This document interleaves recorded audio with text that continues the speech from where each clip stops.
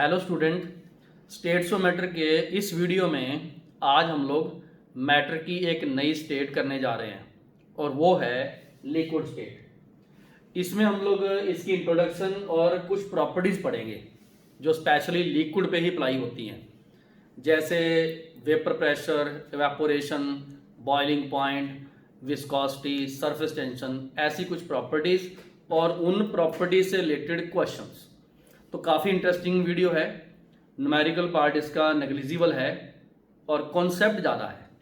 सबसे पहले आप लोग क्या करो, इस वेसल में ये जो मैटर की मैंने स्टेट शो की हुई है, ये लिक्विड स्टेट है। गैस को कभी भी हम लोग ओपन में नहीं रखते क्योंकि गैस एस्केप कर जाती है। लिक्विड को आप ओपन में रख सकते हो। तो ये कोई ना कोई लिक्विड है, मान लो वाटर लिक्विड है, यहाँ लिख लो वाटर है ये, ठीक है। ये लिक्विड फॉर्म स्टेट में है वाटर। अब बच्चे आप इस पूरे डायग्राम में ये देखो कि जो इस वाटर ने शेप ली हुई है वो बीकर की शेप है। यहां लिख लो ये बीकर है, बीकर की शेप ली हुई है, ठीक है। लिक्विड की कभी भी शेप अपनी नहीं होती। अगर मैं किसी लिक्विड को ऐसे टेस्ट ट्यूब में डाल दूं तो वो उसकी शेप ले लेता है। मान लो ये एक लिक्विड है तो उसने टेस्ट ट्यूब की शेप ले ली। बीकर में डाल दूंगा उसकी शेप ले ली, कॉनिकल फ्लास्क में डाल दूंगा तो उसकी शेप ले ली, चाइना डिश में डालोगे तो उसकी शेप ले ली। मतलब प्रैक्टिकली हम अपनी डेली लाइफ में देखें, ग्लास में, कप में, कटोरी में जैसा लिक्विड डालोगे वैसा वो शेप लेगा। दूसरे नंबर पे ये सरफेस के ऊपर लिक्विड है, मतलब ये सरफेस लिक्विड है और सरफेस के ऊपर लिक्विड के मॉलिक्यूल्स हैं, उनकी ये रो है। इसको हम बल्क बोलते हैं, बल्क। ये इंटीरियर। आप ये देखना कि इस लिक्विड में जो ये मॉलिक्यूल बल्क में है वो चारों तरफ से उसको इंटरमॉलिक्यूल फोर्स लगता है। इधर से भी लगता है, इधर से भी लगता है, ऊपर नीचे को। इसका मतलब अगर मैं इसके ऊपर देखूं तो मैं ऐसा बोलूंगा कि यहां पर नेट फोर्स नहीं है, मॉलिक्यूल के ऊपर नेट फोर्स नहीं है, क्योंकि वो चारों तरफ से डिफरेंट मॉलिक्यूल से खिंचा हुआ है, ऐसे भी ऊपर नीचे सारा। ये बात ध्यान से समझ लेना, ठीक है। लेकिन जो मॉलिक्यूल सरफेस का है उसको सिर्फ उसके नीचे वाले मॉलिक्यूल ही खींचते हैं। मान लो यहां पर एक मॉलिक्यूल है, इसको खींचेगा। ये वो सारे force, intermolecular force, dipole dipole type, van der Waals type, hydrogen bonding वाले फोर्स, वो सारे, ठीक है। तो मैं इस चीज को दोबारा से फिर आपको बताऊंगा। मैंने ये कंटेनर में एक लिक्विड लिया हुआ और उसकी इंटरनल कंपोजिशन माइक्रोस्कोपिक लेवल पे मैंने आपको बताई है कि माइन्यूटली एक लिक्विड के अंदर होता क्या है। अब आ गया एक लिक्विड की स्टेट को आप डिफाइन कैसे करते हो, उनकी प्रॉपर्टीज को किस तरीके से एक्सप्रेस करोगे। इस सेक्शन में यहां पर इंट्रोडक्शन टू द लिक्विड है। लो जी, ध्यान से समझो, ये सारे पॉइंट इससे आपको समझ में आएंगे। ये सॉलिड है, ये लिक्विड है, ये गैस है। तो आप ये देखो कि किसी सॉलिड को अगर मैंने लिक्विड में कन्वर्ट करना है तो मैं उसको हीट करूंगा, टेम्परेचर राइज करूंगा, क्लियर हो गया बिल्कुल, और प्रेशर में हाई अप्लाई करूंगा, ठीक है। सॉरी, प्रेशर में लो करूंगा, लो प्रेशर। लिक्विड को मैंने गैस में कन्वर्ट करूंगा, हीट करूंगा, टेम्परेचर में राइज करूंगा, प्रेशर में डाउन करूंगा। और अगर मैंने उल्टा चलना है, गैस को लिक्विड में, तो टेम्परेचर में डाउन करूंगा, ठंडा करूंगा, प्रेशर में हाई करूंगा, कंप्रेस करूंगा, ठंडा करूंगा। यहां पर फिर आ जाओ, प्रेशर हाई किया, टेम्परेचर डाउन किया। इसका मतलब हम लोग एक स्टेट को दूसरे से, दूसरे को तीसरे से, तीसरे से दूसरी, दूसरे से पहली टेम्परेचर, प्रेशर की कंडीशन चेंज करने से चेंज कर सकते हैं।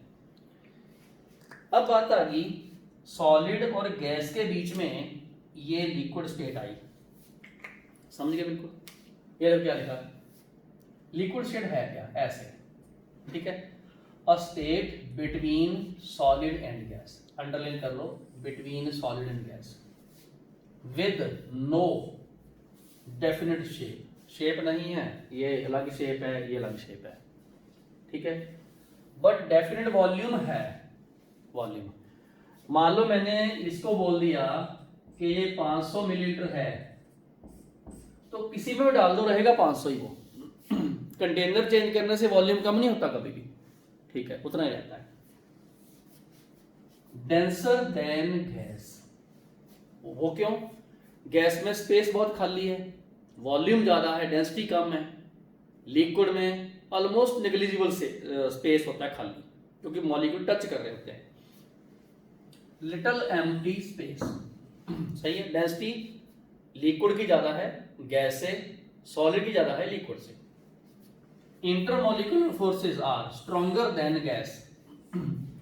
हम लोग गैस को लिक्विफिकेशन करते हैं, उसमें इंटरमॉलिक्यूलर फोर्स डेवलप करते हैं, इसका मतलब लिक्विड में तो उससे स्ट्रॉन्ग ही है, और सॉलिड में सबसे ज्यादा strong, weaker then solid. Okay, liquid flow कर सकता है, बिल्कुल फ्लो कर सकता है, फर्श पे गिराओगे ऐसे फ्लो करेगा। लिक्विड को हम लोग पोर कर सकते हैं, एक गिलास पानी को दूसरे में डाल के, जग वाला गिलास में डाल के एक बीकर को दूसरे में मिक्स करना। अदर लिक्विड जो दूसरे वेसल में, उसमें हम मिक्स कर सकते हैं। थर्मल एनर्जी, देखो इधर को मैंने हीट किया ना, इसको आगे हीट किया, इधर को ठंडा किया। कहने का मतलब थर्मल एनर्जी सॉलिड से ज्यादा है, ये देखो गैस से कम है, ये ऑर्डर है थर्मल एनर्जी का। तो मैंने आपको लिक्विड के बारे में ये सारी इंट्रोडक्शन दी है, इसको ध्यान से समझ लो। लिक्विड स्टेट सॉलिड और गैस के बीच की स्टेट है। इंटरमॉलिक्यूलर फोर्स सॉलिड और गैस के बीच के हैं, गैस से स्ट्रॉन्गर है, सॉलिड से वीक है। डेंसिटी गैस से इसकी हाई है, इंटरमॉलिक्यूलर फोर्स गैस से इसके स्ट्रॉन्गर हैं। थर्मल एनर्जी गैस से लिक्विड की कम है, सॉलिड की सबसे कम है। ये पॉइंट आप नोट कीजिए। अब क्या है, जब हमने लिक्विड की प्रॉपर्टीज पढ़नी है, अब प्रॉपर्टीज लिक्विड की उसके कॉन्सेप्ट पे स्टडी की जाएगी, जिसमें एक ये डायग्राम कॉन्सेप्ट है, और लिक्विड की भी एक काइनेटिक थ्योरी है। लिक्विड की भी एक काइनेटिक थ्योरी है, मतलब लिक्विड के बारे में भी कुछ एक सेट ऑफ रूल्स बनाए गए हैं, जिनको हमने यूज करके आगे प्रॉपर्टीज डिफाइन करनी है, एक्सप्लेन करनी है। ओके, शुरू करें। वो कौन सी है? सब लिक्विड किसके बने होते हैं? मॉलिक्यूल्स के या एटम के। ज्यादातर इसकी बात चलती है। वाटर मॉलिक्यूल का बना हुआ है, बेंजीन मॉलिक्यूल का बना हुआ है, उसके बाद HF मॉलिक्यूल का बना हुआ है। जितने भी हम लिक्विड देखते हैं वो ज्यादातर मॉलिक्यूल के बने होते हैं, एक्सेप्ट कुछ नोबल गैसेस हैं, उनको भी हम कंप्रेस करके लिक्विड बना सकते हैं। मॉलिक्यूल जो सरफेस पे है वो डिफरेंट है, कहां से? From the interior bulk of the liquid. मतलब कहने का, ये जो मॉलिक्यूल सरफेस पे है इस पे तो नेट डाउनवर्ड फोर्स लगते हैं, लेकिन जो मॉलिक्यूल्स इंटीरियर में है उस पे कोई नेट फोर्स नहीं लगता। कारण, क्योंकि वो चारों तरफ से 3 डायमेंशनल मॉलिक्यूल से दूसरे मॉलिक्यूल से अट्रैक्ट हो रहा है। No net force on the molecule in the bulk, यहां पर कोई नेट फोर्स नहीं है, but there is a net downward force. ये इससे ना आगे प्रॉपर्टी आएगी, सरफेस टेंशन, विस्कोसिटी, इवेपोरेशन, ये सारे उनसे डिफाइन होने हैं। तो सरफेस के जो मॉलिक्यूल हैं उनके ऊपर नेट डाउनवर्ड फोर्स लगता है। ये पॉइंट बहुत इंपॉर्टेंट है, बहुत इंपॉर्टेंट। काइनेटिक एनर्जी कहीं भी आ जाए, चाहे गैस आ जाए, चाहे लिक्विड आ जाए, चाहे सॉलिड आ जाए, काइनेटिक एनर्जी टेम्परेचर के डायरेक्टली प्रोपोर्शनल है, क्योंकि टेम्परेचर से हीट रिलेटेड है। काइनेटिक एनर्जी लिक्विड की, ये अंडरलाइन करो 2 बार, ये directly proportional to absolute temperature है। और लिख भी दो कि जितना आप किसी लिक्विड को हीट करोगे उसकी काइनेटिक एनर्जी उतनी बढ़ेगी। बस इसके अगले सेक्शन में मैंने यही समझाना आपको कि एक लिक्विड एवेपोरेट क्यों करता है, या ऐसे आएगा कि ये देखो एवेपोरेट करता है, ये लो, ऐसे लिख भी दो कि इसका एवेपोरेशन होता है। अब एवेपोरेशन क्या होता है? जब हम इसको कभी हीट करें, और हीट करने से उसकी एनर्जी इंटरमॉलिक्यूलर फोर्सेस को एक्सीड कर जाए, फोर्सेस को वीक कर दे, तोड़ दे, तो सरफेस के मॉलिक्यूल उड़ जाते हैं। इसको एवापोरेशन बोलते हैं। ओके, करेंगे अभी, बस इसके अगले पार्ट में मैं कराता हूँ आपको। तो बच्चे, मैंने अभी तक आपको इसकी इंट्रोडक्शन समझाई है, आप लोगों ने ये इंट्रोडक्शन आराम से नोट करनी है। हर पॉइंट एनसीईआरटी बेस्ड है, एग्जामिनेशन की ये डिमांड है। हालांकि सिंपल है, बट फिर भी हमने टू द पॉइंट हर पॉइंट को डिस्कस करना है।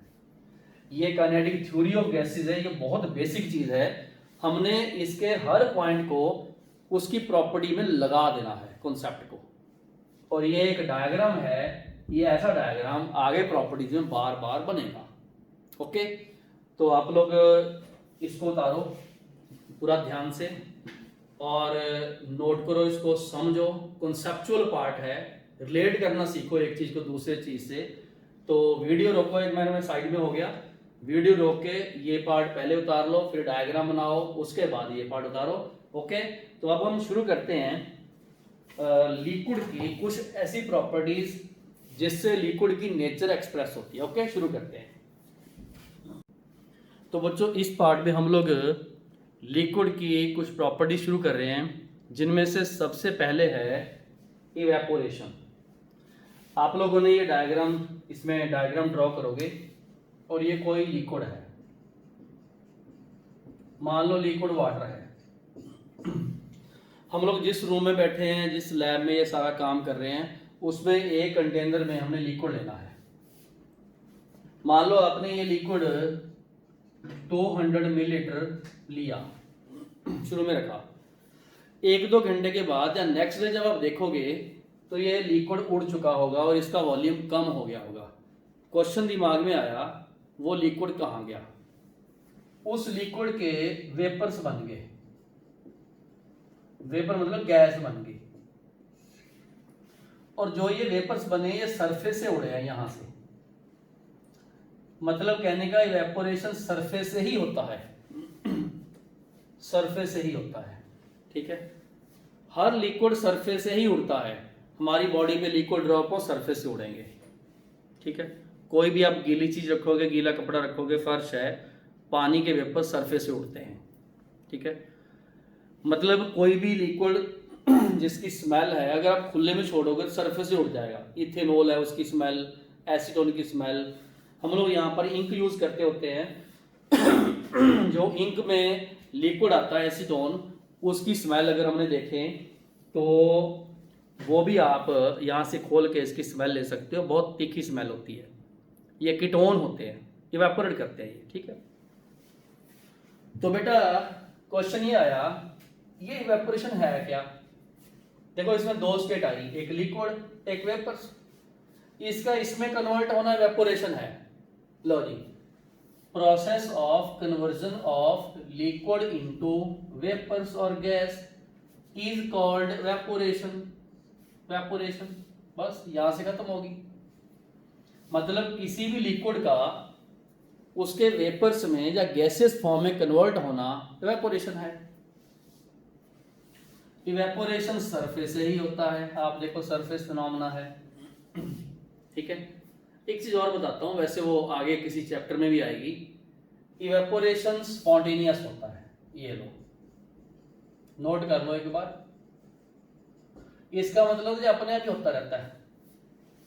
आइस का भी इवेपोरेशन होता कम है, लिक्विड का भी होता है। मतलब इवेपोरेशन हर चीज का ऑटोमेटिक होना ही है। लिक्विड उड़ता ही है, खुले में छोड़ोगे तो उड़ता रहेगा, बंद रखोगे तो नहीं उड़ेगा। वो बंद वाला कंटेनर है, उसमें सिखाऊंगा आपको भी क्या उसमें चेंज आया। अब आ गया रेट ऑफ इवेपोरेशन। इसका मतलब कितना लिक्विड इवेपोरेट होता है पर यूनिट टाइम, रेट। ठीक है, ये नेचर ऑफ लिक्विड पे डिपेंड करेगा। उसका मतलब मैंने यहां पर H2O लिखा, अब इसका वेपोरेशन अलग होगा। किससे? इथेनॉल से, बेंजीन से, HF से। ये किस पे डिपेंड करता है? अब यहां नोट कर लो एक बात, अगर इंटरमॉलिक्यूलर फोर्स जिसमें स्ट्रांग है, मतलब ये वाले फोर्स इंटरमॉलिक्यूलर जिसमें स्ट्रांग है, उसका रेट ऑफ वेपोरेशन लेस होता है। क्योंकि जिसमें इंटरमॉलिक्यूलर फोर्स स्ट्रांग है वो उड़ेगा थोड़ी, वो तो नीचे को खींचेगा। ठीक है। तो अब इसमें हमने इंटरमोलिकुलर फोर्स के कॉन्सेप्ट लगा के इवेपोरेशन देखने होते हैं। मैं यहां पर एक एग्जांपल देता हूं, CH3 CH2OH, बहुत फेमस एग्जांपल है, और एक है CH3O CH3। ये दो आइसोमर्स हैं, ये वाले, इसको पहला बोला, इसको दूसरा बोला, ठीक है। कार्बन इसमें 1 2, ये देखो 2, हाइड्रोजन इसमें 3 2 5 1 6, ये देखो 3 और 3 6, ऑक्सीजन इसमें, ये आइसोमर्स है, इथेनॉल एंड ईथर। इसमें हाइड्रोजन बॉन्डिंग है, इसमें हाइड्रोजन बॉन्डिंग नहीं है। हाइड्रोजन बॉन्डिंग के लिए तो O के साथ H होना चाहिए। अगर अपने इसका वेपोरेशन पूछा जाए तो हमने ये बोलना फर्स्ट से सेकंड का ज्यादा, क्योंकि इसमें हाइड्रोजन बॉन्डिंग से इंटरमोलिकुलर फोर्स स्ट्रांग हो गई हाइड्रोजन बॉन्डिंग से, ठीक है। तो जब हाइड्रोजन बॉन्डिंग आई तो इंटरमोलिकुलर फोर्स स्ट्रांग हो गए, वेपोरेशन कम हुआ, क्योंकि उसने उसको उड़ने नहीं दिया। इसी तरीके से मान लो H2S एंड H2O में पूछा जाए, इसका ज्यादा, क्योंकि इसमें हाइड्रोजन बॉन्डिंग है, ये लिक्विड है, ये गैस है, तो गैस तो पहले वेपोरेट हो चुकी है, अगर लिक्विड बनाओगे भी तो भी वेपोरेट हो जाएगी। बात समझ गए।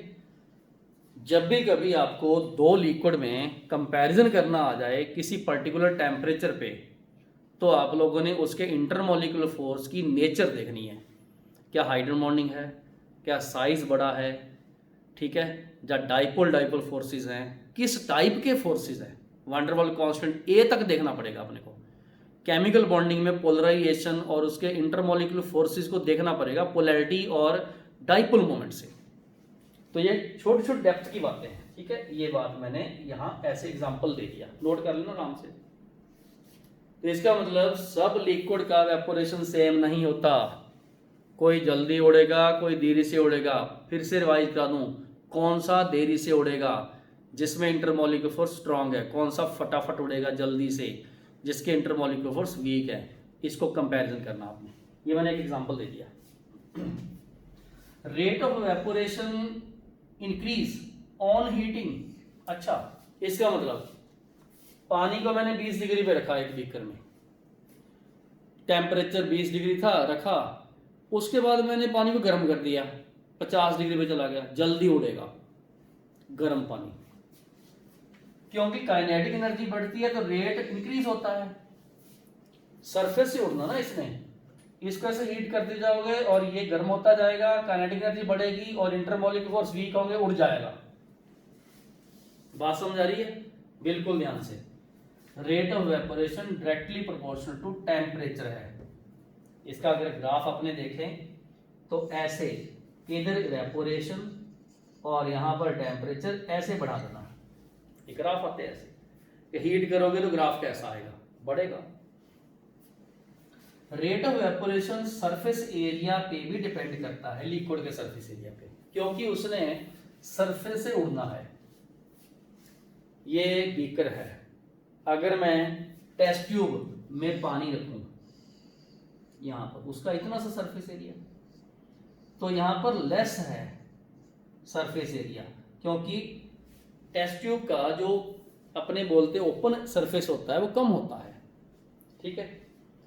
तो इसका मतलब अगर अपने को ये पूछा जाए कि कौन कौन से फैक्टर पे इवेपोरेशन डिपेंड करता है, वेरी सिंपल, इवेपोरेशन नेचर पे डिपेंड करेगा, इवेपोरेशन हीट टेम्परेचर पे डिपेंड करेगा, इवेपोरेशन सरफेस एरिया पे डिपेंड करेगा। सरफेस एरिया के डायरेक्टली पोर्शन, टेम्परेचर के डायरेक्टली पोर्शन, ठीक है, और इंटरमोलिकुलर फोर्स के इनवर्सली प्रोपोर्शनल, ठीक है। अगर इंटरमोलिकुलर फोर्स का ग्राफ देखें तो ऐसे डेटा चलेगा नीचे को ऐसे, ओके। टेम्परेचर का सरफेस एरिया ग्राफ ऐसे ही बढ़ेगा, डायरेक्टली पोर्शन। तो मुझे लगता है आप लोगों को इवेपोरेशन तो समझ में आ गया, बट टू द पॉइंट हमने लिखना है, जो एनसीईआरटी की डिमांड है, एग्जामिनेशन की डिमांड है, उसको अपने डिस्कस करना, और ये डायग्राम बना के इतना सारा सेक्शन आराम से वीडियो रोक के उतारो एक बार, ओके। इधर चलता हूं, अब हम डिस्कस करने जा रहे हैं vapour pressure. Vapour pressure, okay, बड़ा सिंपल सा नाम, pressure of the vapour, vapour का प्रेशर, ये वाले जो बने। अब देखिए अगर ये खुले में उड़ता रहेगा तो प्रेशर ही नापा जाएगा, वो तो उड़ता ही जा रहा है। हमने क्या किया, एक बंद कंटेनर में कोई लिक्विड दिया, खाली था, उसके बाद हमने इसको खोल दिया, ये देखो खोल दिया, लिक्विड जब उड़ा, ओके देखो लिक्विड के वेपर्स तो बनने हैं, लिक्विड के वेपर्स पहले थोड़े से बने, 1 2 10 20 बने, ठीक है, और यहां तक भी आ गए, क्लियर है। जब तक वो खुले में है उड़ता ही जाएगा, इसका लेवल डाउन होता जाएगा। जब वो बंद है उड़ेगा, इसको बोलते हैं इवेपोरेशन, ये लो इवेपोरेशन, इसको बोलते हैं कंडेंसेशन। ये दो हो गए, लेबल कर लो, दो प्रोसेस इसमें चलती हैं, कौन कौन सी, ऊपर को गया इवेपोरेशन, नीचे को आया कंडेंसेशन, कंडेंसेशन नीचे को आया। अब दो प्रोसेस होगी, शुरू में क्या था, वेपर्स बन रहे थे, बाद में इतने सारे संघने वेपर्स हो गए, वो कंडेंस होने शुरू हो गए, अब खाली तो नहीं है। ये जो वेपर्स बन गए, ये वेपर्स बन गए, ये लो वेपर्स बन गए, इसमें आ गया इक्विलिब्रियम, उड़ना कंडेंस होना, उड़ना कंडेंस होना, बराबर हो गया इक्विलिब्रियम, ये देखो, ठीक है। मतलब लिक्विड एंड वेपर्स का उड़ना कंडेंस होना हो गया बराबर, कंडेंसेशन हो गया, इक्विलिब्रियम पे आ गया, इसको इक्विलिब्रियम बोलते हैं, ठीक है। जब इक्विलिब्रियम होता है ना, यहाँ प्रेशर कांस्टेंट हो जाता है, हमने टेम्परेचर इसका कांस्टेंट किया हुआ है, लिक्विड हमने फिक्स कर दिया, आराम से समझते जाओ, छोटी छोटी चीजें, टेम्परेचर कांस्टेंट, लिक्विड हमने एक ले लिया, जितना उड़ना था उड़ गया, एक प्रेशर कांस्टेंट हो गया। अब देखिए जब ये इसको पुश करेगा तो ये राइज तो करेगा ही ऐसे, ये नीचे को आएगा, ये लो इतना लेवल इसका, ये वाला वेपर प्रेशर है, ये वाली हाइट, ओके। डायग्राम अब फाइनल बन गया हमारे पास। सबसे पहले आप लोगों ने ये फाइनल डायग्राम जो उतारना है, बता दूं टेम्परेचर कांस्टेंट है, हमने ये लिक्विड लिया हुआ है, लिक्विड के वेपर्स बनते हैं, वो इवेपोरेशन कंडेंसेशन बराबर हो गया, रेट बराबर हो गया, इक्विलिब्रियम आ गया। उस टाइम पे जो प्रेशर इधर लगता है, ये वाली हाइट, इसको वेपर प्रेशर बोलते हैं, और अगर ये प्योर होता है तो इसको P0A बोलते हैं, मतलब कोई लिक्विड है, ठीक है। इसको इक्विलिब्रियम वेपर प्रेशर भी बोलते हैं, इसको सैचुरेटेड वेपर प्रेशर भी बोलते हैं। सैचुरेटेड मतलब मैक्सिमम जितना उड़ना था उड़ गया, मैक्सिमम सैचुरेशन होगी यहां पर, और नहीं जा सकता, सैचुरेशन मैक्सिमम हो गया। तो अब क्या क्वेश्चन क्या है, वेपर प्रेशर को डिफाइन कैसे करोगे, ये लो, pressure exerted by vapors above the surface of liquid at equilibrium at a constant temperature is known as vapor pressure, और equilibrium vapor pressure और saturated vapor pressure। बात समझिए। तो राजे यहाँ तक ये बात मैंने सारी समझा दी कि हर लिक्विड उड़ता है, बंद कंटेनर में उसमें इक्विलिब्रियम आता है, टेम्परेचर कांस्टेंट रखोगे तो, और उसमें इक्विलिब्रियम के टाइम जितना वेपर का प्रेशर है वो होता है वेपर प्रेशर, ओके। फिर से कौन कौन से फैक्टर हैं, very simple, vapour pressure depend on the nature of liquid. अब जिसमें इंटरमॉलिक्यूलर फोर्स वीक है ज़्यादा उड़ेगा, और जिसमें स्ट्रांग है उसका कम उड़ेगा। तो मैंने inversely proportional to intermolecular force लिख दिया, स्ट्रांग हुआ कम होगा, वीक हुआ ज़्यादा होगा, क्योंकि जिसके इंटरमॉलिक्यूलर फोर्स वीक है ना वही तो उड़ता है। इवेपोरेशन इसका ज्यादा था, ये वाला सेकंड का, और वेपर प्रेशर भी इसका ज्यादा होगा, ठीक है।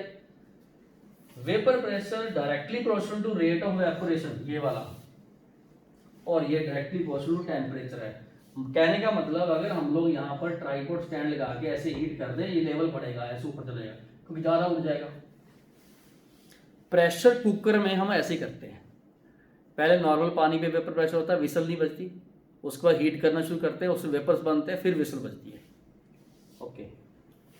लो जी, ये हमने दो बातें नोट कर ली, टेम्परेचर के डायरेक्टली प्रोपोर्शनल, इंटरमॉलिक्यूलर फोर्स के इनवर्सली प्रोपोर्शनल, कांस्टेंट टेम्परेचर कोई कांस्टेंट रहेगा अगर लिक्विड सेम है तो। यहाँ मैंने एक बहुत इंपॉर्टेंट बात बताई, कौन सी? लो रजे, मान लो हम इसी लिक्विड में जहाँ जो पानी है या कोई नॉन वॉलेटाइल सोल्यूट ऐड करते हैं, जैसे पानी में बीकर में पानी लिया, पानी में नमक डाल दिया, क्या डाल दिया? नमक डाल दिया, नमक डाला, NaCl, यूरिया डाल दिया, तो क्या होगा? सॉल्यूशन तो बनना ही था, लेकिन वो जो हमने ऐड किया वो थोड़ी उड़ता है, वो तो सरफेस पे आ गया। बच्चे वेपर प्रेशर कम हो जाएगा, मतलब PS लेस देन P0A है, ये ध्यान रखना। पानी में अगर नमक डाल दें तो जितना वेपर प्रेशर पानी का है उससे सॉल्यूशन का कम होता है, याद रखना, आगे बहुत बार आएगा। हाँ जी, पानी प्योर और सॉल्यूशन में किसका कम होता है? बोलिए, सॉल्यूशन का। और जितना उसमें नमक ज़्यादा ऐड करते जाओगे, कंसंट्रेशन मोलैरिटी उतना ही कम होता जाएगा, वेपर प्रेशर कम होता है जितना उसमें नमक ज़्यादा ऐड करते जाओगे। थोड़ी बात ध्यान से समझ लो क्या हो। जब हम कोई लिक्विड ऐड करते हैं तो ये सरफेस पे आ जाता है, तो वहां से इवेपोरेट नहीं होता, उस जगह से लिक्विड उड़ता ही नहीं है, फिर लिक्विड का इवेपोरेशन कम हो जाता है। सिंपल सी बात है, ये सारा आगे जाके +2 में किसी ना किसी चैप्टर में आएगा, सॉल्यूशन चैप्टर में, ठीक है। तो एक बार आप लोग ये दोनों प्रॉपर्टीज को आराम से नोट करो, बहुत सिंपल सी प्रॉपर्टीज है। मैं साइड में हो जाता हूं। लो बच्चे, सबसे पहले वेपोरेशन खत्म किया है कि ध्यान रखना, वेपोरेशन से लिंक्ड है वो, ये खुले में है वो बंद में है, लिंक्ड है। यहां पर इक्विलिब्रियम नहीं था, उड़ता जा रहा था, वहां इक्विलिब्रियम हमने एस्टैब्लिश किया, थोड़ा थोड़ा फर्क है इसमें। तो आप लोग दोनों ही प्रॉपर्टीज, वेपोरेशन और ये वेपर प्रेशर, में साइड में हो जाता हूं एक बार, आराम से इसको उतारो, डायग्राम साथ में लेवल करो और ऐसे पॉइंट नोट किया करो, ये सारे ऑब्जेक्टिव में बहुत आते हैं पॉइंट, और इनसे ग्राफ भी बनाऊंगा इनमें जाके। इनसे डायरेक्टली में सीधा वाला ग्राफ ऐसा इनवर्सली हो गया, नीचे को आ जाएगा। तो आप लोग पहले ही माइंड में ग्राफ बना के रखो कि हमने किस तरीके से इनके ग्राफ अगर आगे तो कैसे उनको एनालिसिस करके सही टिक करना है, कौन सा सही कौन सा गलत। ओके, तो बच्चे ये आप वो सेक्शन और ये वाला सेक्शन उतारो, आराम से वीडियो रोको एक बार, मैं साइड में हो जाता हूँ। चलो जी, अब हम कुछ और नई प्रॉपर्टीज जो लिक्विड की हैं, जो इनसे आगे चलेगी, वो डिस्कस करते हैं। ओके बेटा, तो अब हम लिक्विड की एक बहुत इंपॉर्टेंट प्रॉपर्टी करने जा रहे हैं, और वो है बॉइलिंग पॉइंट। ठीक, बॉइलिंग पॉइंट बहुत फेमस एक प्रॉपर्टी है। जब भी किसी प्योर लिक्विड का बॉइलिंग पॉइंट निकालेंगे तो उसको T for temperature, B for boiling, not, इसको प्योर का बोलते हैं। यहां लिख लो प्योर। प्योर मतलब पानी का बॉइलिंग पॉइंट देखना हो तो उसको प्योर का बोलेंगे, TB नॉट, ऐसे बोलेंगे। ये वाला symbol through out 2 year use करना होता हमने, ठीक है। सबसे पहले कॉन्सेप्ट समझो क्या है बॉइलिंग पॉइंट लिक्विड का। जब निकालना है हमने क्या करना है, एक कंटेनर में कोई लिक्विड रखना, मान लो पानी रखा मैंने, क्लियर हो गया। इसका अपना कोई ना कोई वेपर प्रेशर है, जैसे मान लो 20 डिग्री पे इसका वेपर प्रेशर है कोई भी, और ये खुले में है, अभी उड़ेगा, वेपोरेट होगा। वेपोरेशन तो स्पॉन्टेनियस है, वो तो नॉर्मल टेम्परेचर भी होता है, 10 डिग्री पे पानी उड़ता है, 50 पे भी उड़ता है, 70 डिग्री पे भी उड़ता है। बट जब हम इसको हीट करते जाते हैं, एक ऐसा टेम्परेचर आता है, फिर से सुनिए, एक ऐसा टेम्परेचर आता है जिस टेम्परेचर पे ये वाला वेपर प्रेशर एटमॉस्फेयर प्रेशर के बराबर होता है। मतलब ये मैंने जो ऊपर शो किया, ये एटमॉस्फेयर प्रेशर है, जैसे 1 एटमॉस्फेयर जा 760 मिलीमीटर ऑफ Hg, या कम ज़्यादा भी। हिली स्टेशन पे एटमॉस्फेयर प्रेशर कम होता है, लो होता है, सी लेवल पे हम लोग इसको लेते हैं। तो बहुत ध्यान से समझो, ये वो टेम्परेचर है जिस पे किसी लिक्विड का वेपर प्रेशर एटमॉस्फेयर के बराबर हो जाता है। क्या होता है? एटमॉस्फेयर प्रेशर के इक्वल हो जाता है। लो जी, the temperature at which vapour pressure of liquid become equal to the pressure of atmosphere. हाँ जी, पी प्रेशर, ए प्योर का इक्वल टू एटमॉस्फेयर, उस टेम्परेचर को हम बोलते हैं टीबी नॉट। बात समझ गए? बिल्कुल सही। हमें पानी का बॉइलिंग पॉइंट पता होता है 100 डिग्री सेल्सियस। लॉजिक ध्यान से समझो, pressure atmosphere is equal to 1 atmosphere, तो इस बॉइलिंग पॉइंट को बोलते हैं, ध्यान से समझना, बॉइलिंग पॉइंट नहीं, नॉर्मल बॉइलिंग पॉइंट बोलते हैं। ओके, नॉर्मल बॉइलिंग पॉइंट, ठीक है। 100 डिग्री सेल्सियस पानी का जो बॉइलिंग पॉइंट है वो 760 मिलीमीटर पे, इसको नॉर्मल बॉइलिंग पॉइंट बोलते हैं, ठीक है। नॉर्मल का मतलब जब 1 एटमॉस्फेयर प्रेशर हो, बॉइलिंग का मतलब कोई भी हो, लो या हाई बराबर हो बस। जब एटमॉस्फेयर प्रेशर एक बार होता है, एक बार, तब हम इस बॉइलिंग पॉइंट को स्टैंडर्ड बॉइलिंग पॉइंट बोलते हैं। क्या बोलते हैं? स्टैंडर्ड बॉइलिंग पॉइंट, क्योंकि जो 1 बार है वो लेस देन इससे होता है 1 एटमॉस्फेयर से, ठीक है। ओके, तो वाटर का जो स्टैंडर्ड बॉइलिंग पॉइंट है वो 99.6 डिग्री सेल्सियस होता है, ध्यान रखना इसको। और जो नॉर्मल बॉइलिंग पॉइंट है वो होता है 100 डिग्री सेल्सियस, तो ये लो होता है, लो। Standard boiling point, normal boiling point, simple boiling point. Boiling point का मतलब कोई भी ऐसा टेम्परेचर जिस पे बराबर हो जाए। नॉर्मल बॉइलिंग पॉइंट का मतलब जब ये 1 एटमॉस्फेयर हो। स्टैंडर्ड बॉइलिंग पॉइंट का मतलब जब ये एक बार हो। स्टैंडर्ड इससे कम होता है। चलो, कौन कौन से ऐसे फैक्टर हैं जो बॉइलिंग पॉइंट को अफेक्ट करते हैं? Very simple, depend upon the nature of liquid. इतना जरूर ध्यान रखना, जिस लिक्विड के इंटरमॉलिक्यूलर फोर्सेस स्ट्रांग होंगे वो उसके वेपर से जल्दी नहीं बनते, उसका वेपर प्रेशर लो होता है और उसको ज्यादा हीट करना पड़ता है इसके बराबर करने के लिए। मतलब एक सिंपल सी लैंग्वेज है, जिसमें इंटरमॉलिक्यूलर फोर्स स्ट्रांग है वो तो उड़ेगा ही नहीं, उसका बॉइलिंग पॉइंट हाई होगा, बॉइलिंग पॉइंट हाई होगा, ठीक है। ओके, जैसे मान लो मैंने बॉइलिंग पॉइंट के बारे में आपको पूछा, एक H2O है और एक H2S है, इसका ज्यादा, क्योंकि इसमें इंटरमॉलिक्यूलर फोर्स हाइड्रोजन बॉन्डिंग है, इसमें लो है, तभी वाटर देरी से उबलता है और बॉयल होता है, ये जल्दी गैस बन जाती है। इंटरमॉलिक्यूलर फोर्स जिसमें स्ट्रांग है उसका बॉइलिंग पॉइंट हाई होना ही होना है। चलो, boiling point directly proportional to pressure of atmosphere, मतलब बाहर वाला। जैसे मान लो मैंने 1 एटमॉस्फेयर पे इसका बॉइलिंग पॉइंट 100 बोला, अब मान लो हम इसको 2 एटमॉस्फेयर कर देते हैं, हमें ज्यादा ही हीट करना पड़ेगा उसके बराबर करने के लिए, बॉइलिंग पॉइंट हाई हो जाएगा। लॉजिक बात ध्यान समझना, शिमला हिल स्टेशन पे है, वहां एटमॉस्फेयर प्रेशर कम होता है 1 एटमॉस्फेयर से। पटियाला या कोई भी सी लेवल पे बॉइलिंग पॉइंट पानी का ज्यादा होगा हिली स्टेशन से, क्योंकि हिल स्टेशन पे हाइट पे, जिसको हम एल्टीट्यूड बोलते हैं, ये हाइट, वहां प्रेशर लो होता है, लो, और उससे बॉइलिंग पॉइंट पानी का पहाड़ों पे कम होता है सी लेवल से, तभी प्रेशर कुकर यूज किया जाता है। क्योंकि वहां पर जब भी वेजिटेबल बनती है, कोई भी फूड कुकिंग होती है, तो उससे पानी बॉयल होकर जल्दी वेपर्स में चेंज हो जाता है, फूड अनकुक्ड फॉर्म में रहता है। तो प्रेशर कुकर में हम लोग विसल का वेट लगा के उसको कंटेनर में बंद करके उसके अंदर ही उसको बॉयल करते हैं, बॉइलिंग पॉइंट हाई करते हैं उसका, क्योंकि हमने जो विसल लगाई है वो हमने एक आर्टिफिशियल, उसको एक सराउंडिंग एटमॉस्फेयर प्रेशर क्रिएट कर दिया और उसके वेट से पानी का बॉइलिंग पॉइंट बहुत हाई हो जाता है, 100 से कई गुना हाई। इसलिए pressure cooker boiling point high के फिनोमेना पे काम करता है। हम प्रेशर कुकर में पानी का बॉइलिंग पॉइंट हाई बोलना, 100 से लो नहीं बोलना, क्योंकि हमने उसका आर्टिफिशियल प्रेशर बढ़ा दिया विसल के वेट से।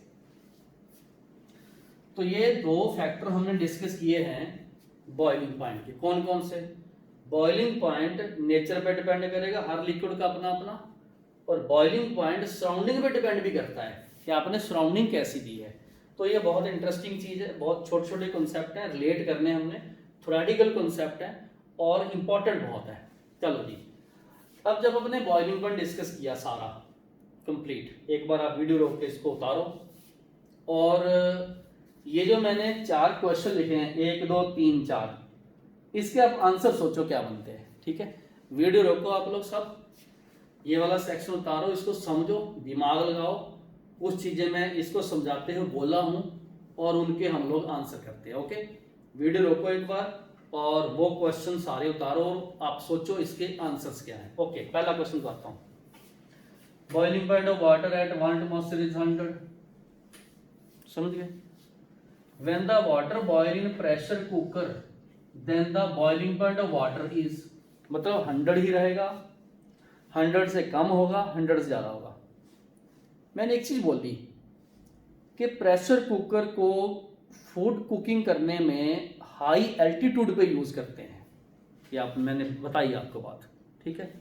और प्रेशर कुकर में हमने विसल का जो वेट है वो बॉइलिंग पॉइंट बढ़ाने के लिए यूज़ किया है ताकि बॉइलिंग फास्टर हो। ओके, तो बच्चे 100 से लो नहीं होगा, 100 के बराबर नहीं होगा, इसका सी आंसर है 100 से ज़्यादा होगा, ठीक है, याद रखना। एक बात और, अगला question, when NaCl is added in the water, NaCl urea glucose non volatile solute है जो खुद नहीं उड़ते, पानी में ऐड करना हमने और एक सॉल्यूशन बना लिया, कंसंट्रेशन उसकी 0.1 m रख दी, 0.5 मोल 1 लीटर में ऐड कर दिए। बॉइलिंग पॉइंट बोलता है सॉल्यूशन का जो TB होता है, देखो प्योर का TB नॉट है, सॉल्यूशन का बॉइलिंग पॉइंट उस प्योर से हाई होगा कि लो होगा। लो जी, बहुत ध्यान से समझना। इनडायरेक्टली हमने क्या किया, जब एक प्योर लिक्विड में सॉल्यूट ऐड किया तो हमने उसका एवेपोरेशन कम कर दिया, उसका वेपर प्रेशर भी कम कर दिया। अब जब हमने उसका वेपर प्रेशर लो कर दिया तो हमें सराउंडिंग के बराबर हीट करने के लिए ज़्यादा गर्म करना पड़ेगा, तभी बराबर होगा ना। तो इसका मतलब हमें ज़्यादा गर्म करने का मतलब क्या, बॉइलिंग पॉइंट हमने बढ़ा दिया। और परफेक्टली समझ लो, नॉर्मल बिना हम लोग सॉल्ट के कोई वेजिटेबल कुक करते हैं और विद सॉल्ट कुक करते हैं तो बॉइलिंग पॉइंट विद सॉल्ट वाले का ज़्यादा होता है। लो जी, इसमें आंसर ये आया, ये सॉल्यूशन का, ये प्योर का, प्योर से ज़्यादा होता है क्योंकि हमने वेपर प्रेशर कम कर दिया और हमें ज़्यादा गर्म करने पड़ेगा उसको बराबर करने के लिए, क्योंकि हमने करना क्या है, सराउंडिंग में बराबर करना है, ठीक है। Okay, which of these has minimum boiling point, which of these has minimum boiling point, ठीक है। लो बच्चे ध्यान से समझो, वाटर का तो मिनिमम हो नहीं सकता, उसमें हाइड्रोजन बॉन्डिंग है। तो जब भी कभी इन क्वेश्चंस के आंसर आपको पूछे जाएं तो मैं आपको एक ऑर्डर लिखवाता हूं। लो जी, H2O का ज्यादा होता है H2S से और इधर को साइज से बढ़ता है TE, ये मिनिमम हो गया, ये इसका आंसर है। H2S का बॉइलिंग पॉइंट मिनिमम होता है क्योंकि इसका एक तो साइज छोटा है और ये एक्सेप्शन में पानी का तो ज्यादा हो गया क्योंकि उसकी हाइड्रोजन बॉन्डिंग है, तो ये मिनिमम हो गया ये वाला। लो जी, आगे ध्यान समझो, ये बहुत इंपॉर्टेंट चीज है, मैं आपको इधर साइड में बताता हूँ। पहले आप लोग चौथा क्वेश्चन सोचो और ये ट्राई जरूर किया करो कि क्वेश्चन करने के बाद NCERT पढ़ा करो और वहीं से ये क्वेश्चन डिजाइन होते हैं। मैं आपको एक चीज बताता हूँ, लो बेटा, ये कंटेनर है ऐसे, इसमें लिक्विड है, इसमें लिक्विड है और इसके ये वेपर्स बनते हैं। डेंसिटी ऑफ द वेपर्स और डेंसिटी ऑफ द लिक्विड वाली ज्यादा होती है डेंसिटी ऑफ वेपर से, नॉर्मली मतलब ज्यादा होती है। हम क्या करते हैं, इसको ट्राइपॉड स्टैंड पे रख के ऐसे हीट करना शुरू कर देते हैं, कर दिया हमने हीट, होगा क्या, इसके वेपर्स बनेंगे, बात समझ गए। लो जी, क्या बनेंगे, वेपर्स बनेंगे, इसकी डेंसिटी अप होगी, ये गर्म हो गया, इसकी डाउन होगी, ठीक है। पहले क्या था, इसकी लो थी, इसकी हाई थी, और धीरे धीरे क्या होगा, इसकी हाई होती जाएगी, इसकी लो होती जाएगी और ऐसा भी पॉइंट आएगा जिस पे बराबर होती जाएगी, क्या होगी, बराबर हो जाएगी। लो यही क्वेश्चन है, on heating a liquid density of the liquid and vapours become equal, मतलब एक की हाई होगी एक की low, become equal and no boundary is visible then उस टेम्परेचर को क्या बोलते हैं? लो जी, क्या उस टेम्परेचर को बॉइलिंग पॉइंट बोलते हैं, क्या उसको बॉयल पॉइंट टेम्परेचर बोलते हैं, क्या उसको क्रिटिकल टेम्परेचर बोलते हैं, या नॉर्मल बॉइलिंग पॉइंट बोलते हैं? लो जी, ध्यान से समझ लो, क्रिटिकल टेम्परेचर बोलते हैं। क्यों? क्रिटिकल टेम्परेचर पे लिक्विड और वेपर को डिस्टिंग्विश करना मुश्किल होता है और वो अपनी बाउंड्री लूज कर जाते हैं।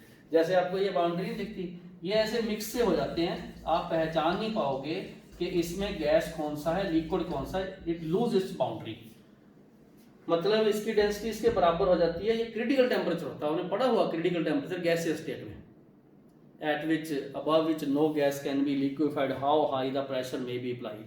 ये वही क्रिटिकल टेम्परेचर है। तो बच्चे, हमने ये बॉइलिंग पॉइंट का कॉन्सेप्ट किया, इसकी प्रॉपर्टी कर ली। ये सारे आप क्वेश्चन उतारो आराम से, साथ साथ हम क्वेश्चन करते जाते हैं, ठीक है? ओके, तो हम लोग इसके बाद जो नेक्स्ट करने वाले हैं और वो है सरफेस टेंशन। तो स्टूडेंट्स, इस सेक्शन में हम लोग एक और बहुत इंपॉर्टेंट प्रॉपर्टी ऑफ लिक्विड करने जा रहे हैं और वो है सरफेस टेंशन। ठीक है, क्लियर हो गया? लो बच्चे, पहले हम लोग इसका कॉन्सेप्ट यहां से समझते हैं। सरफेस टेंशन क्या है? एक कंटेनर में हमने लिक्विड लिया हुआ है, कोई सा भी लिक्विड, जैसे वाटर ले लो, बेंजीन है, इथाइल अल्कोहल, कोई भी लिक्विड ले लो। तो मैंने यहाँ पर ये लिक्विड H2O लिया हुआ है। स्टार्टिंग में मैंने बताया था कि लिक्विड के जो सरफेस के मॉलिक्यूल हैं और जो बल्क में मॉलिक्यूल हैं, दोनों के नेट फोर्स का डिफरेंस आता है। क्योंकि जो मॉलिक्यूल इंटीरियर में है, बल्क में है, उसके चारों तरफ से एक जैसे फोर्स लगते हैं, क्योंकि लिक्विड ही वाटर का है तो चारों तरफ से वाटर के मॉलिक्यूल भी होंगे, तो उस पे नेट फोर्स नहीं होता। No net force whenever the molecule is in the bulk in the interior. लेकिन जो मॉलिक्यूल सरफेस पे है वो नेट डाउनवर्ड फोर्स है, यहां पर नेट डाउनवर्ड फोर्स है। मान लो हमने इस लिक्विड की लेंथ L ले ली, फोर्स F आ रहा है, ये फोर्स आ गया न्यूटन में और लेंथ आ गया इन मीटर्स। बाद में हम उनको सीजीएस में भी कन्वर्ट कर सकते हैं, अभी हम एसआई यूनिट में चलते हैं। क्लियर हो गया? तो ये वाला जो फोर्स है पर यूनिट लेंथ जो एक्ट कर रहा है उसको सरफेस टेंशन बोलते हैं।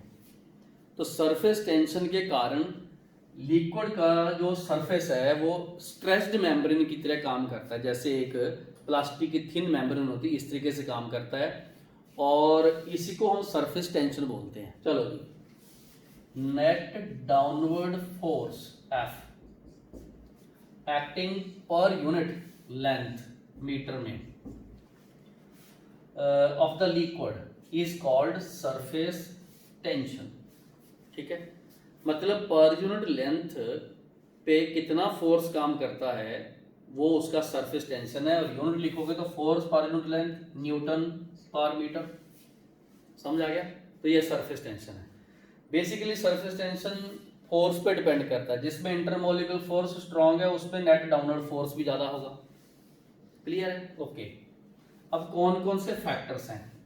सबसे पहले सरफेस टेंशन इंक्रीज होगा अगर इंटरमोलिकुलर फोर्स इंक्रीज होते हैं।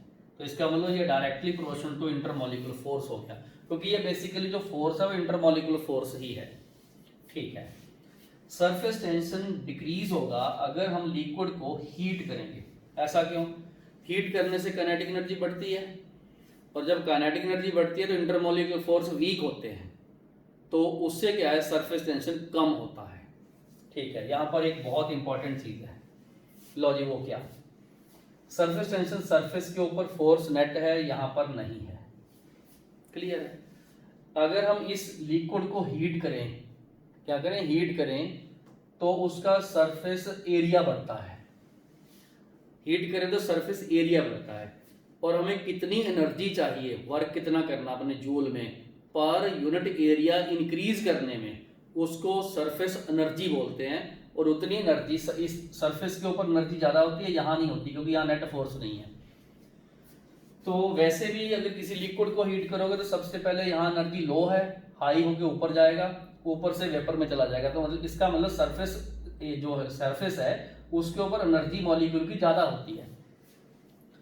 Energy required to increase the energy, किसमें, जूल में लिखेंगे। सरफेस एरिया वो मीटर स्क्वायर में आएगा, ऑफ लिक्विड बाय 1 यूनिट, ठीक है, इज कॉल्ड सरफेस एनर्जी। और ध्यान रखना फॉर्मूला क्या बनेगा, work by area, surface area.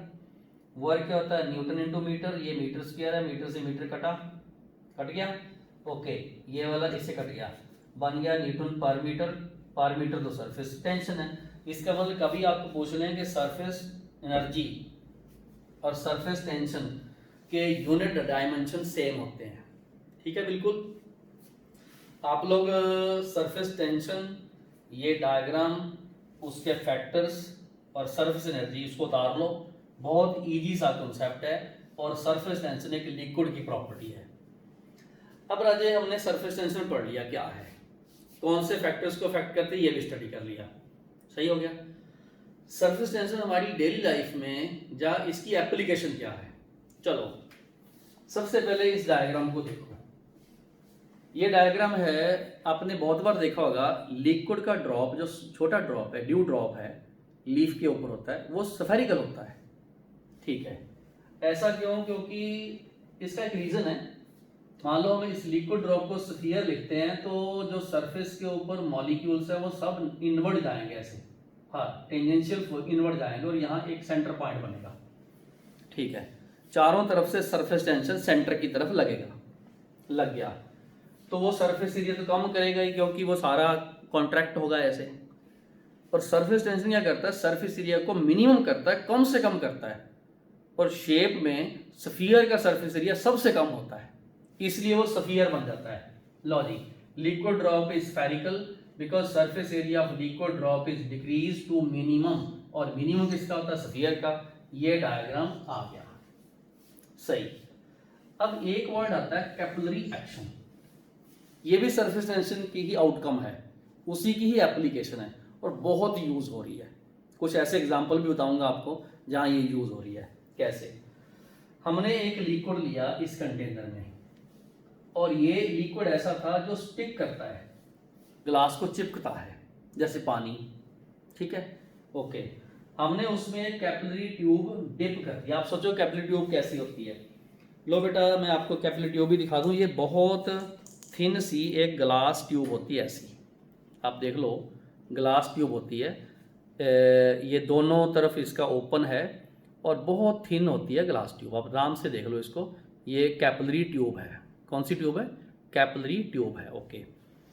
तो कैपिलरी ट्यूब जब भी हम लोग, नीचे से भी ओपन है, ऊपर से भी ओपन है, तो उस लिक्विड में डिप करते हैं जिसमें ये स्टिक करता है, तो आप देखो इस पे लगा सरफेस टेंशन, लगा, यहाँ से भी लगा सरफेस टेंशन, उस सरफेस टेंशन से ये लिक्विड इसके अंदर राइज करता है ऐसे।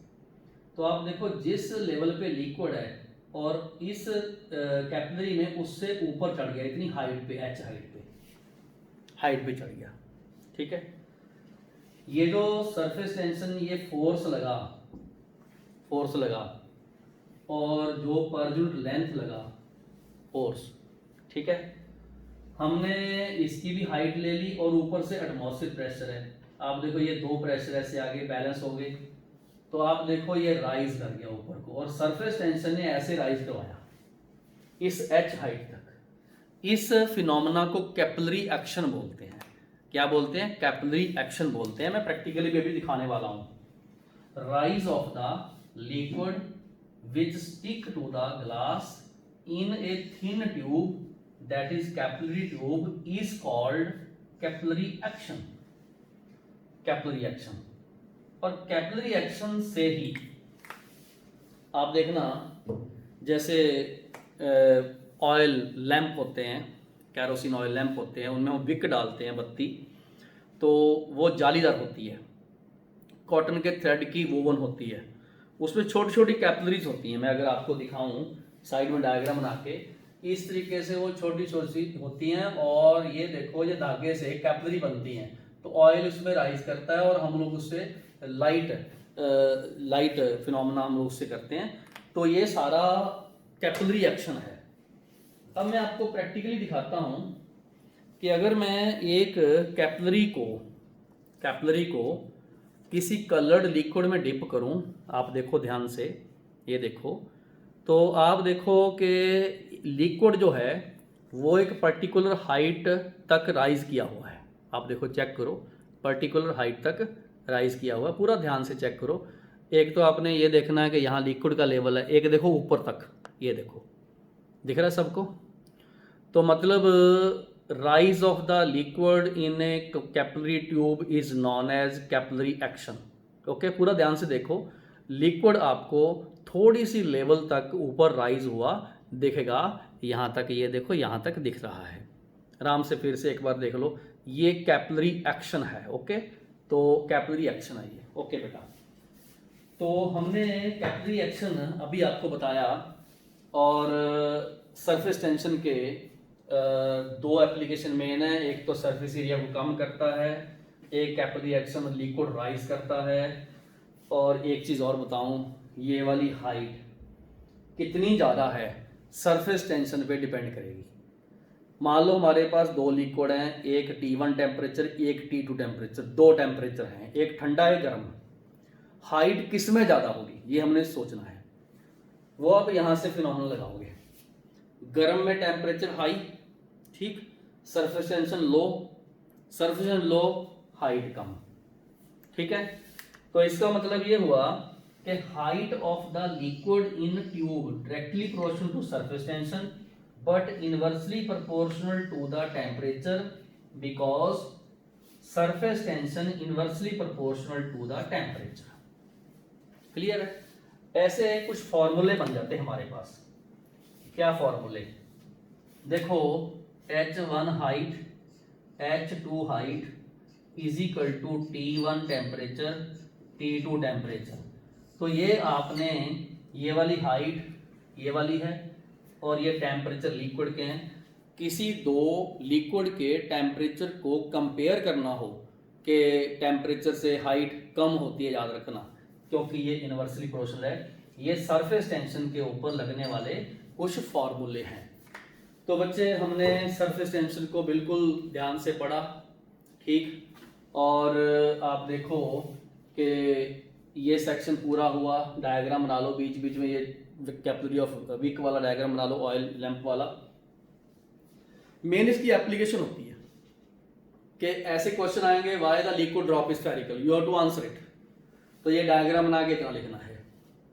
Secondly, what is capillary action, diagram बना के ये लिखना है। ये वाले क्वेश्चन ऑब्जेक्टिव में आते हैं कि डिफरेंट टेम्परेचर दिए हुए हैं और उनमें हाइट का कंपैरिजन करना होता है, इक्वल, ग्रेटर, लेस, ऐसा कुछ। तो आप लोग एक बार वीडियो रोको, लिक्विड स्टेट का ये सरफेस टेंशन वाला सेक्शन इसको खत्म करो, मैं एक बार साइड में हो जाता हूँ। डायग्राम बनाओ ध्यान से ये वाले, और इन हर कॉन्सेप्ट को नोट करो, ये बहुत इंटरेस्टिंग है कंपटीशन पॉइंट से, और स्कूल बोर्ड के लिए ये बहुत इंपॉर्टेंट है। ओके, तो अब हम करने वाले हैं इसकी लास्ट प्रॉपर्टी, और वो है विस्कोसिटी। चलो शुरू करते हैं। तो इस पार्ट में हम लोग लिक्विड की एक और प्रॉपर्टी डिस्कस कर रहे हैं, और वो है विस्कोसिटी। आप लोगों ने विस्कोसिटी के बारे में जो अभी तक सुना हुआ है वो ये है कि जैसे honey is highly viscous, glycerine is highly viscous, water is less viscous than the glycerine. तो इस तरीके का कुछ हमने सुना हुआ है। प्रैक्टिकली अगर हम विस्कोसिटी को देखें तो मान लो फर्श पे कोई लिक्विड गिरता है तो वो फ्लो करता है। अब फ्लो करने की टेंडेंसी किसी की ज़्यादा होती, किसी की कम। अगर कोई लिक्विड फास्ट फ्लो करता है, हम बोलेंगे उसकी फ्लूइडिटी हाई है, फ्लो करने की टेंडेंसी हाई है, बट हम ऐसा बोलेंगे उसकी विस्कोसिटी कम है। तो जो लिक्विड फ्लो देरी से करता है, स्लो करता है या नहीं करता, हम उसको बोलेंगे उसकी फ्लूइडिटी कम है और विस्कोसिटी हाई है। तो बेसिकली विस्कोसिटी को हम साइंटिफिक टर्म से कैसे एक्सप्लेन करेंगे? ये क्या होता है कि एक लिक्विड जब फ्लो करता है तो उसके फ्लो करने में जो रेजिस्टेंस आता है, रुकावट आती है, ऑब्स्ट्रक्शन आती है, उसको हम उसकी विस्कोसिटी बोलते हैं। ठीक है, तो अगर आप डेफिनेशन बोलो तो क्या है? Viscosity is measure of resistance, रुकावट in the flow of liquid due to the internal friction in the layers of liquid. यहाँ लेयर्स की बात आई। लो जी, एक ये पाइप है, उसमें लिक्विड फ्लो करता है। कभी भी देखना पाइप में या किसी भी ड्रेन में जब लिक्विड फ्लो करता है तो उसमें हम लोग उसको लेयर्स में डिवाइड कर लेते हैं माइक्रोस्कोपिकली।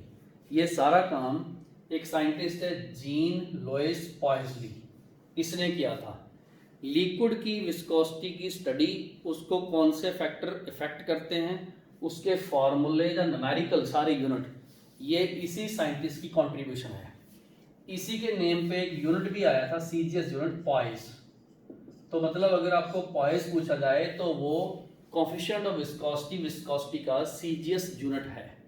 ठीक है, क्या देखना हमने, एक पाइप में जब लिक्विड फ्लो करता है तो उसके फ्लो करने की टेंडेंसी इक्वल नहीं होती, वो अलग अलग होती है। कभी भी देखना सेंट्रल लेयर जो होती है वो सबसे फास्ट होती है, फास्टेस्ट, और जो बिल्कुल आउटर मोस्ट जो वॉल से टच कर रही है वो होती है स्लोएस्ट। तो ये slowest, outer most is slowest, और एक हमने मिडिल भी ले ली। तो कहने का मतलब ये हुआ कि जब हम लोग आउटर से इनर से या सेंट्रल तक आते हैं तो यहाँ पर उसकी वेलोसिटी में चेंज आता है। क्या आता है? वेलोसिटी में चेंज आता है। इसको बोलते हैं gradation in the velocity, change आता है। तो क्या बोलते हैं? Gradation in the velocity. जैसे आपने देखा, ये अगर मैं मिडिल वाले को u बोलता हूँ, उससे पिछले वाला minus u minus delta u होगा और इससे वाला प्लस हो गया। तो अगर हमें ग्रेडेशन इन द वेलोसिटी दिखे, इस टाइप के फ्लो को लैमिनर फ्लो बोलते हैं। क्या बोलते हैं? लैमिनर फ्लो, लेयर में फ्लो। ये आप पढ़ोगे भी। लैमिनर फ्लो क्या है? The type of flow in which there is gradation, change in the velocity du when we move from one layer to other, और डिस्टेंस हमारा dz लिख दिया हमने। ठीक है, तो अभी मैंने विस्कोसिटी की आपको डेफिनेशन और एक टर्म बताई है, लैमिनर फ्लो, लेयर में फ्लो। ठीक है, अब राजा पॉइजली ने कुछ ऐसे फैक्टर स्टडी किए कि जिस पे वेलोसिटी डिपेंड करती है, वहीं से फॉर्मूला आएगा। देखो, विस्कोसिटी हमें पता है ऑब्स्ट्रक्शन है। ऑब्स्ट्रक्शन क्यों है? क्योंकि एक लेयर दूसरी लेयर से जब वो इंटरमॉलिक्यूलर फोर्स के कारण ऐसे फ्रिक्शन लगाती है, ऐसे फ्रिक्शन, ऐसे मान लो एक हाथ मेरा एक लेयर है और वो स्लो है। क्या है? स्लो है, और वो दूसरी लेयर उससे तेज चलती है, तो डिफरेंस इन द वेलोसिटी के कारण उसमें ऐसे फ्रिक्शन आता है। अगर तो देखो ये दोनों सेम वेलोसिटी पे चले, नो फ्रिक्शन, दोनों रुकी हुई, नो फ्रिक्शन। एक को मैंने रोका या स्लो किया, दूसरे को थोड़ा ऐसे ऐसे चलाया, तो उससे क्या हुआ? फ्रिक्शन आया। इसी तरीके से लेयर से क्या होता है, इस लेयर को मैंने स्टेबल रखा, दूसरी को तेज चलाया, तो उसमें ऐसे फ्रिक्शन आता है, फ्रिक्शन। तो इसका मतलब ये हुआ कि जो विस्कोसिटी है वो directly proportional to intermolecular force है, और फोर्स के कारण ही फोर्स ऑफ फ्रिक्शन है। समझ आ गया? फ्रिक्शन आएगा तो रुकावट आएगी। ठीक है, विस्कोसिटी सरफेस एरिया पे डिपेंड करती है। वो कैसे? मान लो मैं अपने हाथ को पूरे को फ्रिक्शन से देखता हूँ, ये एरिया ज़्यादा हो गया, और दो उंगलियों को देखता हूँ कम हो गया, तो सरफेस एरिया लेयर का उस पर भी डिपेंड करेगा। ठीक है, अगर मैं इस लेयर का देखूँ, ये सरफेस एरिया बहुत ज़्यादा है तभी स्लो है, अंदर की तरफ आते हुए सरफेस एरिया कम हो रहा है, सेंटर वाली का सरफेस एरिया बहुत कम है तभी उसमें विस्कोसिटी कम है, चल फास्ट रही है, वो फ्रिक्शन उसमें कम है। ठीक है, तो सरफेस एरिया जितना ज्यादा होता है विस्कोसिटी उतनी ज्यादा होती है। सरफेस एरिया किसका देखना हमने? लेयर्स का। इसका सरफेस एरिया सबसे ज्यादा देखो, इसलिए ये स्लो है, अंदर आते हुए ये सरफेस एरिया कम होता जा रहा है, इसलिए वो तेज चल रही है क्योंकि विस्कोसिटी कम होती जा रही है। टेम्परेचर, बहुत सिंपल सी बात है। कभी भी देखना, हनी को गर्म करोगे, शहद को गर्म करोगे, जब ग्लिसरीन को गर्म करोगे, मेल्ट होएगी, फ्लो करेगी, क्योंकि हमने उसकी काइनेटिक एनर्जी बढ़ा के उसके इंटरमॉलिक्यूलर फोर्स को वीक कर दिया, और फोर्स वीक किया नहीं, और फ्रिक्शन कम हो गया, फ्लो ज़्यादा तेज हो गया, विस्कोसिटी कम हो गई। ठीक है, फ्लूइडिटी और विस्कोसिटी एक दूसरे का रेसिप्रोकल होती है। हम जब बोलेंगे फ्लूइडिटी हाई मतलब विस्कोसिटी कम, और अगर बोले विस्कोसिटी हाई मींस फ्लो करने की टेंडेंसी कम, फ्लूइडिटी लो। हाइड्रोजन बॉन्डिंग विस्कोसिटी को बढ़ाती है, क्योंकि अगर ये स्ट्रॉन्ग है और उसका एक्सटेंट भी ज़्यादा है तो विस्कोसिटी हम हाई बोलेंगे। ये ग्लिसरोल है जिसको हम ग्लिसरीन बोलते हैं, ग्लिसरोल। इसमें extent of hydrogen bonding OH 1 2 3 ऐसे हाइड्रोजन बॉन्डिंग ज़्यादा होती है, तभी इसकी विस्कोसिटी हाई होती है। ठीक है, अब हम देखते हैं कि इसका फॉर्मूले का मैथमेटिकल पार्ट क्या है। ओके, जीन लुइस पॉइज़ली ने इन लेयर्स को ऐसे लिखा 1 2 3, इस तरीके से लिखा। ये लेयर 1 है, ये लेयर 2 है, ये लेयर 3 है, ये लेयर ये है 1 और ये लेयर 2 है और ये लेयर 3 है। ध्यान से समझना, क्योंकि जो 1 वाली है वो माइनस वाली में नीचे लिख दी आउटर। ठीक है, हम ये मान के चलते हैं इन लेयर के बीच में dz है, डिस्टेंस, स्पेस, बहुत माइनर सा। और जो भी प्लस du या माइनस du ये चेंज इन वेलोसिटी है, एक लेयर से जब हम दूसरी लेयर पे शिफ्ट होते हैं। ठीक है, क्लियर हो गया। और इसका एरिया लेयर का हमने A से रिप्रेजेंट कर दिया। इसको हमने सिंपलीफाई किया, इसमें 3 लेयर को 3 में नंबरिंग मैंने कर दी 1 2 3, यहां नंबरिंग 1 2 3 ऐसे कर दी। ठीक है, ध्यान से समझ लो।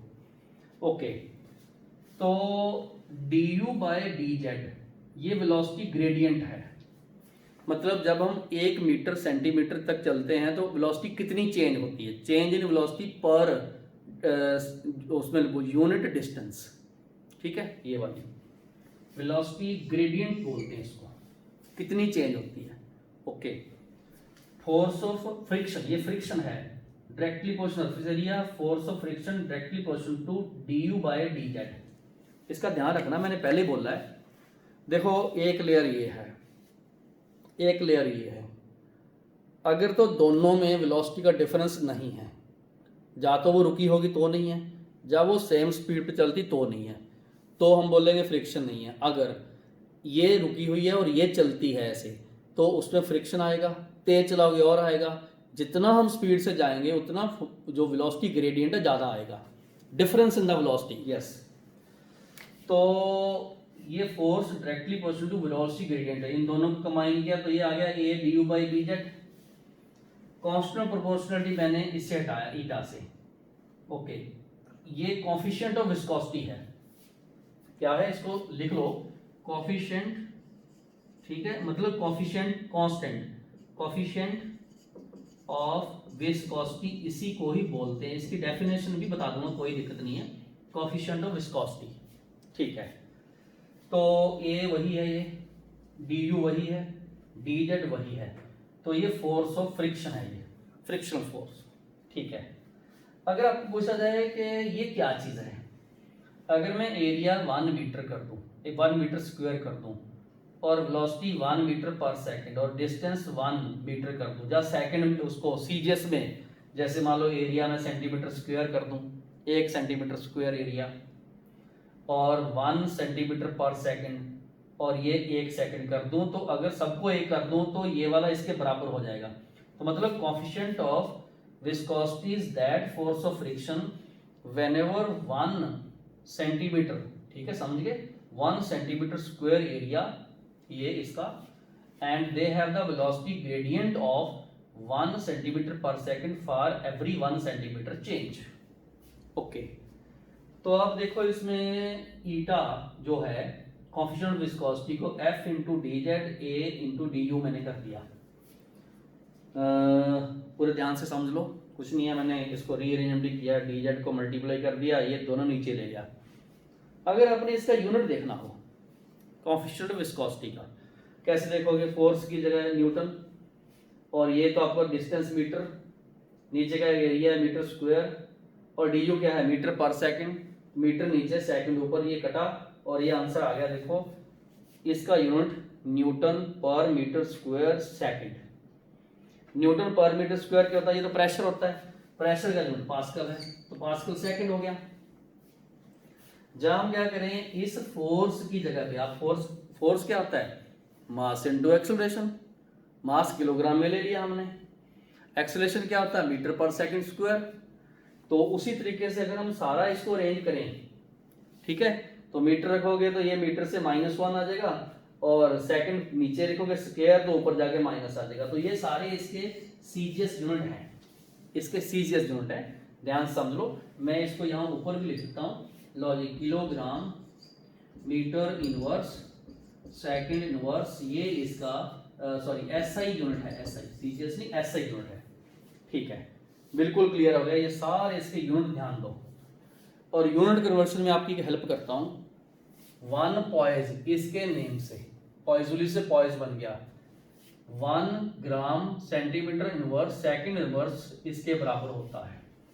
और अगर हम किलोग्राम को ग्राम में, सेंटीमीटर को मीटर में ऐसे कन्वर्ट करें तो 10⁻⁻1 किलोग्राम पर मीटर पर सेकंड, ये इसकी वैल्यू आती है। ये कन्वर्शन है, ये वाला एसआई यूनिट है, और ये poise is a CGS unit, याद रखना आपने। तो इसके ऑनर में बनाया गया। तो मुझे लगता है आपको सारी बातें क्लियर हो चुकी हैं। ये सारा विस्कोसिटी का कॉन्सेप्ट था। फिर से 1 मिनट के लिए रिवीजन करवाता हूँ। विस्कोसिटी फ्लो में रेजिस्टेंस है, हाइड्रोजन बॉन्डिंग से बढ़ती है, टेम्परेचर ज़्यादा करोगे कम होती है, इंटरमोलिकुलर फोर्स बढ़ाओगे ज़्यादा होगी, एरिया इंक्रीज करोगे उतनी ज़्यादा होगी, फोर्स ऑफ फ्रिक्शन जिसमें ज़्यादा उसमें ज़्यादा होगी। तो ये कॉन्सेप्ट मैंने रिवीजन किया। और gradation in the velocity change with distance from moving outward to inward और inward to outward, it is known as laminar flow. Okay, तो यहाँ पर हमने 3 लेयर बना के उसका सारा कोएफिशिएंट विस्कोसिटी की टर्म से दिया हुआ है।